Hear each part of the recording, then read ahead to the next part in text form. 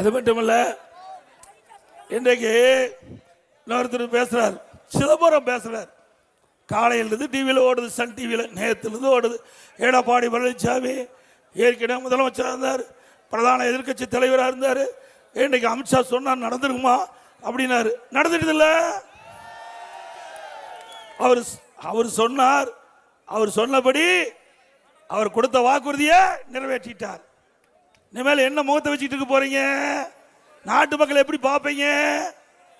ஏற்கனவே செஞ்சது கிடையாது, பாச்சது நாட்டுக்கு செஞ்சிருக்காரா? ஏங்க, தமிழ்நாட்டில் ஒரு அற்புதமான வாய்ப்பு கிடைச்சது. உள்துறை மந்திரி, நிதியமைச்சர் ஏதாவது செஞ்சாரா? திருப்பூருக்கு நிதி கொடுத்தாரா? தமிழ்நாட்டுக்கு பெரிய திட்டத்தை கொடுத்தாரா? அவரு நம்மள பேசுறதுக்கு தகுதி இருக்குதா?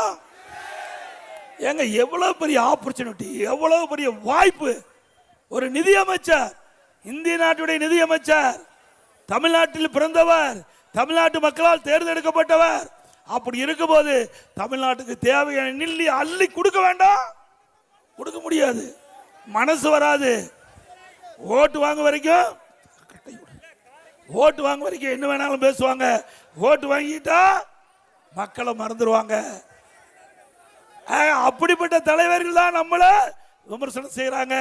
திரு ப. சிதம்பரம் அவர்களே, நீங்க மூத்த அமைச்சராக இருந்தீங்க, மூத்தவர். நாங்க பேச ஆரம்பிச்சா நல்லா இருக்காது. ஆக வேண்டுமென்ற திட்டமிட்டு திரு ஸ்டாலினுடைய பேச்சை கேட்டுக்கிட்டு அவருக்கு வக்காலத்து வாங்கி பேசுறீங்களா?